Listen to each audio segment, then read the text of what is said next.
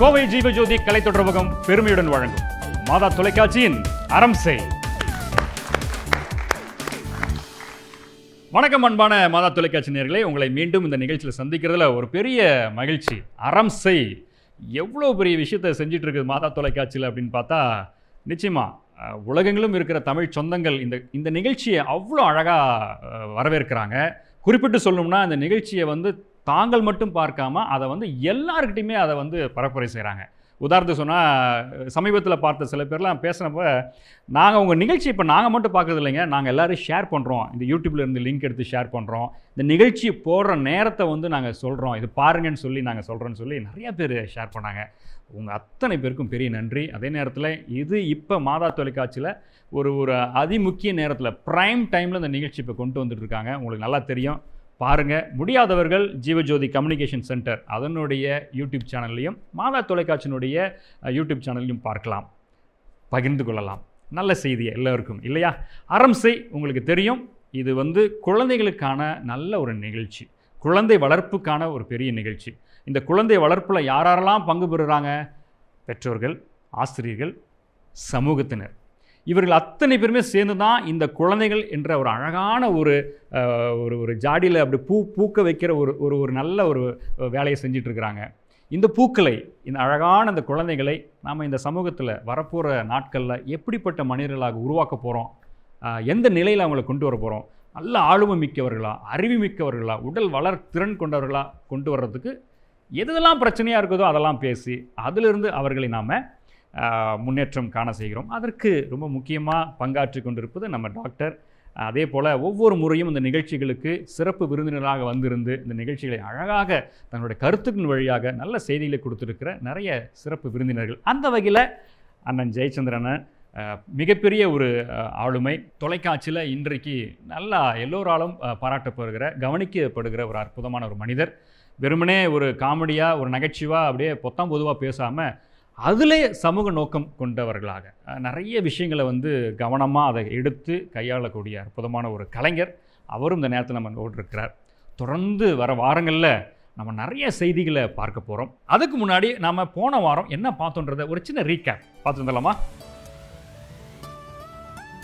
இப்போ உங்கள் வீட்டில் பையனாக இருக்கலாம், இல்லை பிள்ளைங்களை பெண்ணாக இருக்கலாம், இதில் யார் மேலே நீங்கள் ரொம்ப அதிக கவனம் செலுத்தணும்? ஆனால் இயல்பாகவே ஒரு தகப்பனாக என்ன வருது அப்படின்னா, பெண் பிள்ளைகள் மேலே ஒரு ஈர்ப்பு இருக்குது. பையன் சொன்ன பேச்சு கேட்க மாட்டேன்றான். நீங்கள் என்ன சொல்லி கொடுத்தாலும் அது மாறுதுங்கிறது கஷ்டம் தான். கேட்க மாட்டாங்கன்ற அந்த ஒரு உணர்வு நிறைய சமூகத்தில் குற்றங்கள் செய்வதற்கும் அது வழிவகுக்கும். எல்லா பசங்களும் ஒரே மாதிரி குறும் பண்ண மாட்டாங்க, வேணும்னு பண்ண மாட்டாங்க. ரீகேப் பார்த்து முடிச்சிட்டோம். போன வாரம் என்னென்ன விஷயங்கள் பேசணும் அப்படின்றத உங்களுக்கு ஒரு சின்ன நினைவூட்டல் தான் இது.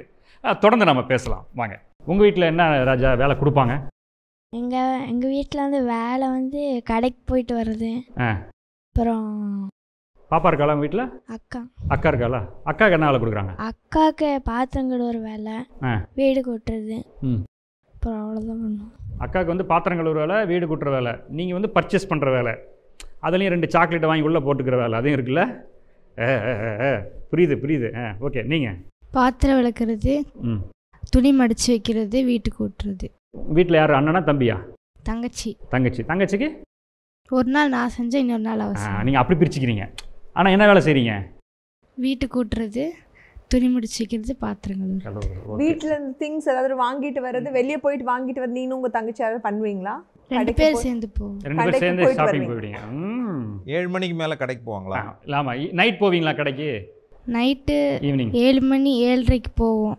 அதுக்கு மேலே போக மாட்டோம். அதுக்கு மேலே போக மாட்டீங்க, இருட்டாக இருக்கான் இல்லை அனுப்ப மாட்டேங்கிறாங்களா? நாங்கள் போவோம், இருட்டாயிருச்சுன்னா போவோம். நல்ல பதில். நீ சொல் ராஜா. உங்கள் வீட்டில் அக்கா தம்பி அண்ணன் யார்?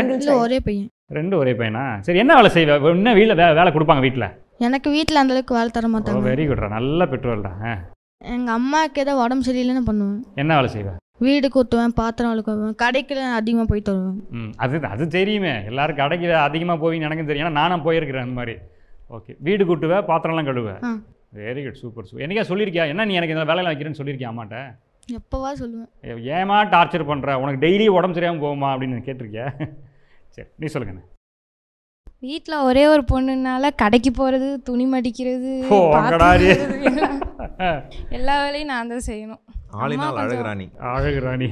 ஓகே, எல்லா வேலையும் நீ தான் செஞ்சுருக்கீங்க. Okay good. கடைக்கு போகிறது மட்டும்தான் நான் போவேன், வேறு எதுவும் இல்லை. வீட்டில் யார் இருக்கா? அண்ணன். அண்ணன் இருக்கிறான். அவன் என்ன வேலை செய்வான்? அவன் ஒர்க் போயிட்டு வர்றதுக்கே லேட் ஆயிரும். அவன் ஒர்க் போகிறதுக்கு முன்னாடி வேலை செஞ்சுருக்கானா? வேலை செஞ்சுருக்கான். ஓ, அதை பார்த்துருக்க நீ. Very good very good. வீட்டு வேலை ஏதோ அம்மா உடம்பு சரியில்லை ஆள் இல்லை அப்படின்னு சொன்னா யார் பண்ணுவாங்க? நான் தான் பண்ணுவேன். என்னெல்லாம் 2 பேரும் பசங்க தானே? 2 பேரும் பசங்க. அதான் என்ன வேலை பார்ப்பேன்? காய்கறி விட்டுறது அந்த மாதிரி. அப்புறம் அவ்வளோதான், வேறு எதுவும் இல்லை. தெரிஞ்ச வேலையை செய்வேன் அப்படி தானே? ஓகே. வீடு கூட்டுவாங்க. வீடு கூட்டுவாங்க அங்கிள். அம்மா முன்னாடி இருக்கிறது கரெக்டாக சொல்லு. வீடு கூட்டுவாங்க அங்கிள். பாத்திரம் வளர்க்குவேன். தூங்கணும்னா பாயெல்லாம் நான் தான் போடுவேன். யார் தூங்கணும்னா? Very good. எல்லாத்துக்கும் செஞ்சிடுறேன். வேற என்ன செய்வேன்? கடைக்கு போவாங்க. கடைக்கு போயிட்டு வருவேன். Okay good. Very good very good very good. அக்கா இருக்கல, அவன் என்ன வேலை செய்கிறேன்? அக்கா பாத்திரம் வளர்க்கவா வீடு கூட்டுவோம். நீ தான் கூட்டிகிட்டே 2வது முறை கூட்டுவாளா? நான் இல்லாதப்போ அங்கே நீ எப்போ இல்லாமல் இருப்ப? நீ நான் எப்பயுமே இருக்க மாட்டாங்க அப்படின்னுங்க. சம்டைம் ஸ்கூலுக்கு போயிட்டு லேட்டாக வரும்போது அக்கா அவள் செஞ்சிருவா. ஓகே. ஒரு வாரத்தில் மேக்ஸிமம் அந்த வீடு கூட்டுறது பாத்திரம் மேக்ஸிமம் நிறைய டைம் யார், நீனா அக்காவா, யார் பண்ணுறா? அக்கா பாத்திரம் வளர்க்குவா, வீடு கூட்டுறதுலாம் நான். பாத்திரம் வளர்க்குறது அவள் தான். தங்கச்சி வந்து எல்லா பொருளையும் எடுத்து வச்சிருவா, நான் கூட்டிடுவேன். நான் தேய்ச்சி வச்சா அவள் கழுவி வச்சிருவான். நான் துணி துவைச்சா அவள் வந்து எடுத்து காய போட்டு மடிச்சு வச்சிருவான். இந்த மாதிரி 2மே ஈக்குவலாக இல்லை. ஈக்குவலாக நாங்கள் 2 பேரும் வேலையை பிரிச்சுக்குவோம். அப்பா ஸ்மார்ட் ஒர்க் இல்லை. Very good. கடைக்கு போவாங்களா? நான் பொருள் எல்லாம் வாங்கிட்டு வரணும் அப்படின்ட்டு அம்மாட்ட காசு வாங்கி கொடுத்தா அவள் கடைக்கு போயிட்டு வருவாள். அவள் போயிட்டு வருவாளா? ஓ, எந்த கிளாஸ் படிக்கிறா? 6th. எந்த டைம்? ஈவினிங்லாம் போவாளா? ஈவினிங்கெல்லாம் அவள் நைட்டு 9 o'clock வரவே போவாள். ஓ, கடை எங்கள் பக்கத்தில் இருக்குதா? பக்கத்தில். சரி, ஓகே. நீங்கள்?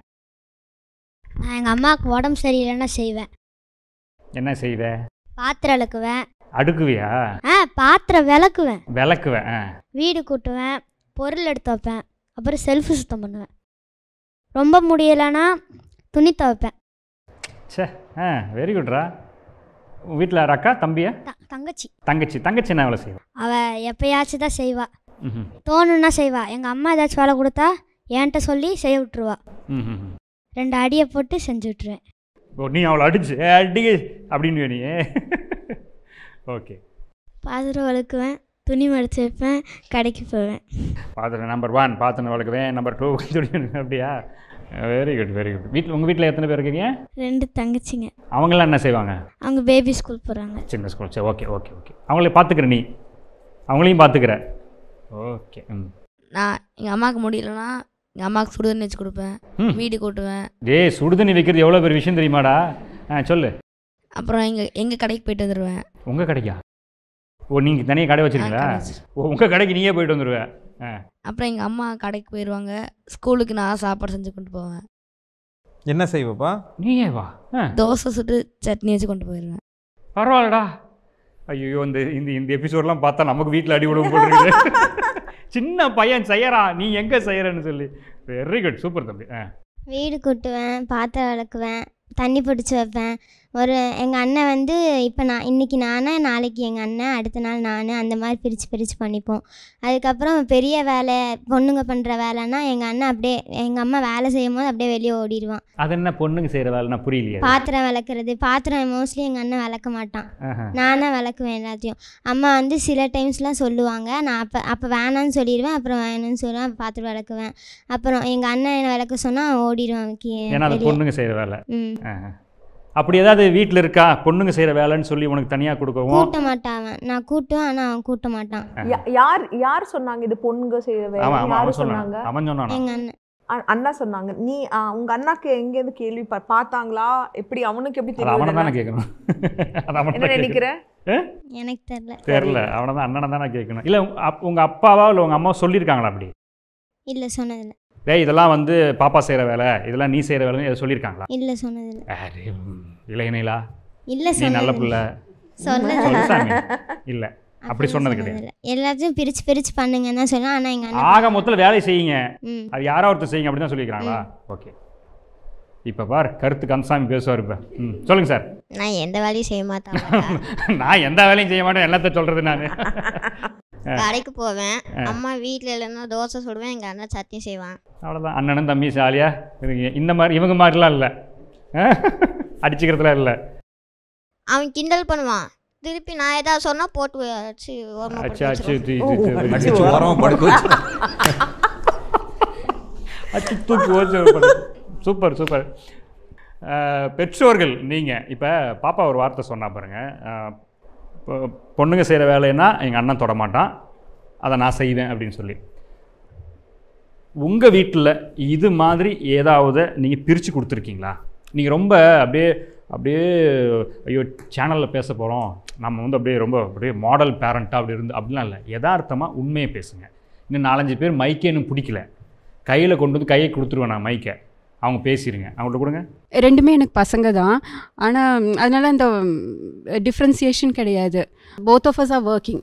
அவரும் ஒர்க் பண்ணுறாரு, நானும் ஒர்க் பண்ணுறேன். 2 பேரும் ஒரே டைமில் தான் 8 o'clock ஆயிரும் வீட்டுக்கு வரக்கு. ஆனால் வாட் இஸ் ஹேப்பனிங்னா he'll sit off, I have to work, but my sons are seeing the same thing.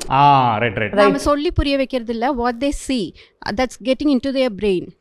And my mother-in-law is also there, so I can't ask him to do the work also. He is also retired. நீங்கள் உங்களுடைய எல்லா செயல்பாடுகளையும் நீங்கள் வந்து நீங்களே தான் செய்கிற மாதிரியான சூழல் இருக்குது, அப்படி தானே? இல்லை, நான் பண்ணிடுவேன், எனக்கு அது பிரச்சனை கிடையாது. ஆனால் நம்ம பசங்க அதை பார்க்குறாங்க, அவங்க தலைக்கு என்ன போகுதுன்னா, நாளைக்கு என் ஒய்ஃப் வரும்போது நான் உட்காந்துருவேன், ஒய்ஃப் தான் எல்லாமே பண்ணும் அப்படின்னு நினைக்கிறேன். எனக்கு ஆக்சுவலி இது சேஞ்ச் பண்ணுன்ட்ருக்கு. ஆனால் அத்தை கூட இருக்காங்க, அண்ட் அவங்களுக்குமே வந்துட்டு அவங்க பையன் பண்ணுறது இட்ஸ் நாட் லைக் அவங்க அப்படி வளர்த்துருக்காங்க. பையனா இந்த வேலை செய்ய. எங்கள் வீட்லேயும் அப்படிதான். எங்கள் வீட்டிலே எங்கள் அம்மா தான் பண்ணுவாங்க, எங்கள் அப்பா ஆஃபீஸ் போயிட்டு வந்தால் உட்காந்துருவாங்க. அது பார்த்தா நம்ம வளர்ந்துருக்கோம். That's continuing here. இது முடியும் பெரிய பிரச்சனை இல்லாமல் போச்சு. பட் வாட்ஸ் ஹேப்பனிங் அடுத்த ஜென்ரேஷனில் வரும்போது வர பிள்ளைங்க எப்படிங்கிறது நமக்கு தெரியாது. மேபி கான்ஃப்ளிக்ட் வரக்கு சான்சஸ் இருக்குது. இல்லை, உங்கள் பசங்களுக்கு நீங்கள் வேலைகளை எப்படி பிரித்து கொடுக்குறீங்க, செய்ய வைக்கிறீங்க? கடைக்கு போகிற வேலை மட்டும் இல்லை, இப்போ பசங்க செய்யக்கூடிய வேலையை மட்டும்தான் தெரியுங்களா? இல்லைப்பா இது எல்லாரும் செய்ய வேண்டிய வேலை தான். இதை பாருங்க, யாரோ தோசை விட்டானே, யாரவன் நம்ம ஆளு பாத்திரம் கழுவுறான், எல்லாமே நான் தான் பண்ணுவேன். இல்லை, அவங்க கிச்சனுக்கு வரவே மாட்டாங்க பசங்க. ஏன்னா அது வந்து பெண்கள் செய்கிற வேலைன்னு சொல்லி நீங்களே பசங்களை வச்சிருக்கீங்க, தள்ளி வச்சிருக்கீங்க.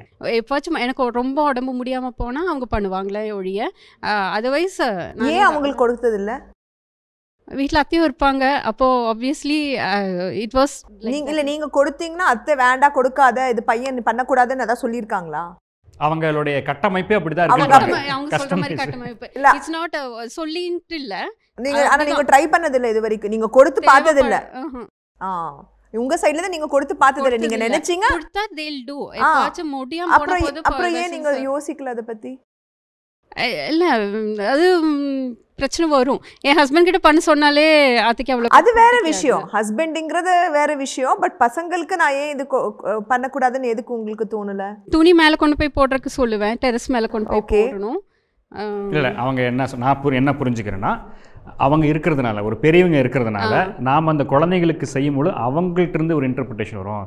நீ என்ன பசங்களெல்லாம் இந்த வேலையை கொடுக்குற அப்படின்னு சொல்லி வந்துடும். அதை வந்து இல்லை, அது என்னன்னா அது ஒரு அன்ஸ்போக்கன் ரூல்.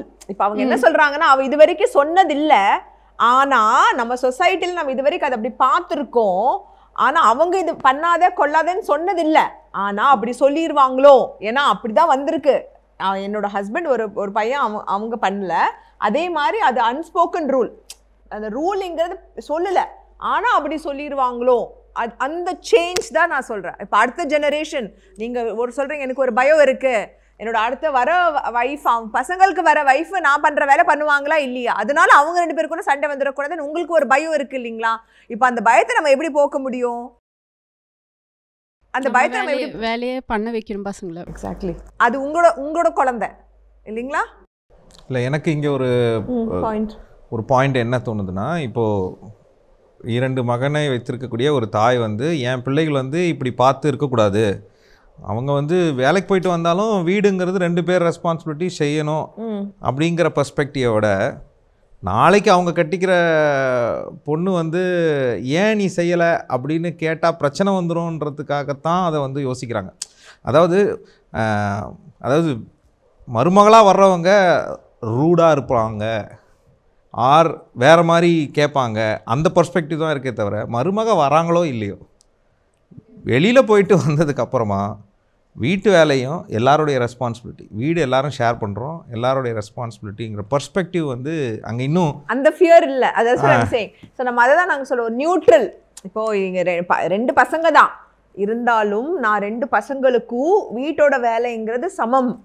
நீ பையனா இருந்தாலும் நீ கூட்டணும், நீ பையனா இருந்தாலும் நீ துணி துவைக்கணும், நீ பையனா இருந்தாலும் நீ சமைக்க கற்றுக்கணும். அது பொண்ணோட வேலை இல்லை, அது சர்வைவல் ஸ்கில்ஸ். நீ லைஃப்ல சர்வைவ் பண்றதுக்காக இதெல்லாம் நீ பண்ணணும் அப்படிங்கிறத நம்ம சொல்லி கொடுக்குறோமே தவிர இதுல வேலைங்கிறது பையனோ பொண்ணுங்கிறது முக்கியம் இல்லை. ஏன்னா இதை நான் இப்படி சொல்கிறேன், இப்போ உங்கள் மகனுக்கு 2 பேருக்குமே நிறைய கெரியரில் பெரிய வேலை, பாம்பே, பெங்களூரு, வேறு ஏதோ ஒரு ஊரில் போய் தங்கி அவங்க தனியாக தங்கி வேலை செய்கிற ஒரு சூழல் வரும்போது, ஆஃபீஸ் போயிட்டு இல்லை வேலைக்கு போயிட்டு வந்ததுக்கப்புறம் அவங்களுடைய வீடு சுத்தமாக இல்லைன்னா யார் செய்வா?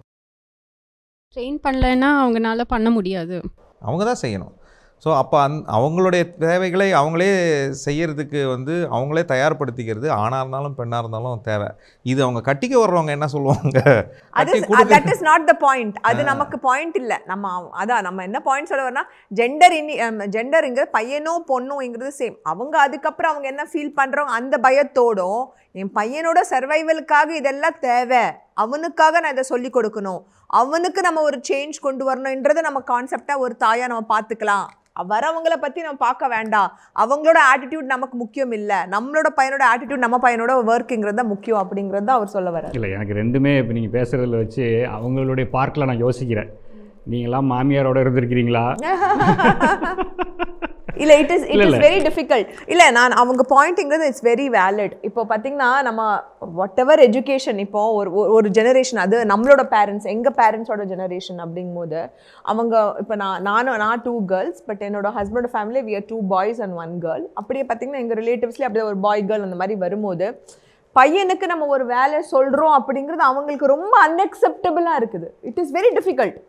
எங்கள் ஃபேமிலிலையும் சரி, நான் பார்க்குற ஃபேமிலிஸ்லேயும் சரி, இப்போ நம்மளே ஏதாவது வெளியே போகிறோம், ஹாலிடேக்கே போகிறோன்னு வைங்க, நம்ம ஹாலிடேக்கு போகும்போது இப்போ ரெகுலர் ஒர்க் இருக்கும்போது each one of us divide our work. அது ஓகே, அவங்கனால ரொம்ப ஹவுஸ் ஒர்க் பண்ண முடியல, அவங்களால இருக்கிற டைமில் அவங்க ஏதோ பண்ணுறாங்கன்னு வைங்க.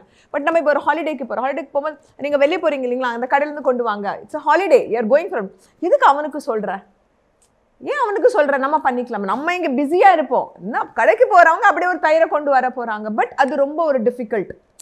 இப்போ பார்த்தீங்கன்னா எனக்கு 2 பசங்க. இப்போ வீட்டில் பார்த்தீங்கன்னா அவங்க சொல்கிற மாதிரி it is very difficult. But என் பசங்க சின்ன வயசுலேருந்தே I have told you have to do, உங்களோட சர்வைவலுக்காக, வேற யாருக்கும் வேண்டாம், நீங்கள் உங்களை சர்வை பண்ணுறதுக்காக பண்ணணும்னு சொல்லும்போது வர மேட்ஸ் வீட்டுக்கு வருவாங்கல்ல, ஏன் நீங்கள் அண்ணன் தம்பியை பண்ண சொல்கிறீங்க, ஏன் அவன் கூட்டுறான், நீங்கள் பேசாமல் இருங்க, அவன் பண்ணுறதை அவன் பண்ணுறான், நீங்கள் விட்டுருங்க, நீங்கள் அந்த வேலையை பாருங்கள். பட் அதே இன்னும் இட்ஸ் ஸ்டில் அன்அக்செப்டபிள். ஏன் நீங்கள் பசங்களை அந்த வேலையை பண்ண வைக்கிறீங்க? அந்த ஜெனரேஷன், எஸ்பெஷலி அவர் பேரண்ட்ஸ் ஜெனரேஷன் இப்போ கொஞ்சம் மாறுது. பட் ஸ்டில் அந்த கான்செப்டுங்கிறது, ஒரு பையன்ங்கிறது வேலை செய்யணும்னு அவசியம் இல்லை. 2 பேரும் வேலைக்கு ஒன்றா போகிறாங்க, ஒன்றா உள்ளே வராங்க. ஆனால் எண்ட் ஆஃப் த டேல பார்த்தீங்கன்னா எக்ஸ்ட்ரா ஒர்க்குங்கிறது ஃபீமேல் தான் பண்ணுறாங்க, மேலுங்கிறது ரிலாக்ஸ் பண்ணிக்கிறாங்க அப்படிங்கிற கான்செப்ட் இன்னும் இருக்குது. அது குழந்தைங்க பார்க்குறாங்க, அதுதான் மெயின் பாயிண்ட் இது எல்லாத்துலேயும். இப்போ என்னோட கேள்வி இதில் இப்படி வைக்கிறேன், இப்போது நீங்கள் போயிட்டு வரீங்க, நீங்கள் வந்து வீட்டுக்கு வந்ததுக்கப்புறம் வேலை பார்க்குறீங்க, இதில் உங்களுக்கு ஒரு பையன் ஒரு பொண்ணு இருக்காங்க, 2 பேருமே உங்கள் வீட்டில் என்ன நடக்குதுங்கிறத அப்சர்வ் பண்ணுறாங்க. இப்போ உங்கள் பொண்ணுக்கு என்ன ஆகும்? இல்லை, பொண்ணாக இருந்தால் obviously we'll ask her to work. இல்லை, ஏன்னா நீங்கள் வேலை செய்ய வைக்கலைன்னா கூட அவங்க பார்க்குறாங்க, 2 பேரும் பார்க்குறாங்க, நீங்கள் வந்ததும் நீங்கள் தான் வேலைக்கு பண்ணல. அதுதான் அவங்க சொன்னாங்க. அவங்க என்ன சொன்னாங்கன்னா, எங்கள் வீட்லேயே அப்படிதான், எங்கள் அம்மாவும் அப்பாவும் வரும்போது எங்கள் அப்பா வேலைக்கு போயிட்டு வந்து உட்கார்ந்தாங்க, எங்கள் அம்மா வேலை செஞ்சாங்க. இப்போ நான் வரும்போது it automatically came to me. அவங்க இல்ல இப்போ அவங்களுக்கு 2 பசங்க தான் பிரச்சனை. இப்போ ஒருவேளை ஒரு பொண்ணு இருந்திருந்தாங்கன்னா நம்ம பண்ண வச்சிருப்போம் அப்படின்னு தோணுது. ஏன் பண்ண வச்சிருப்பீங்கன்றதான் நமக்கு அப்படிதான் சொல்லி கொடுத்துருக்காங்க. இப்போ அதுதான், இப்போ 2 பசங்களுக்கு நீங்க சொல்ல முடியல, ஆனா பொண்ணுன்னா பிரச்சனை. ஏன்னா நீ தான் செஞ்சாகணும் ஆட்டோமேட்டிக்காக. இது நீங்கள் அங்கிருந்து வாங்கினது, உங்கள் ஃபேமிலியிலேருந்து வாங்கினது, இதை அதை அப்படியே கொண்டு போய் கொட்டுறதுனால தான் இந்த அமர்வினுடைய நோக்கம் என்னென்னா, அதை உடைங்க. அண்ணன் சொன்ன மாதிரி இந்த சர்வைலாக அட்லீஸ்டே நீ ஒரு வெளிநாட்டுக்கு போயிட்ட வேலைக்கு, யார் ரூமை துடைப்பா, யார் சமைப்பா, இப்போ எல்லோரும் செய்ய ஆரம்பிச்சிட்ருக்காங்க. Very happy. இதில் இருக்கிற எல்லா குழந்தைங்களுமே வந்து எந்த குழந்தைங்களுமே நான் இந்த வேலை செய்யலைன்னு சொல்லவே இல்லை, எல்லாருமே செஞ்சாங்க. துணி துவைக்கிறேன்னு சொல்கிறாப்புல எனக்கு ரொம்ப ரொம்ப ஆச்சரியமாக. நான் இன்னைக்கு வரைக்கும் எனக்கு தெரிஞ்ச நெருக்கமான ஃபேமிலியில் ஆண் குழந்தைகள் அவங்களுடைய இன்னர்ஸ் துவைக்கிறது இல்லை இன்னைக்கு வரைக்கும்.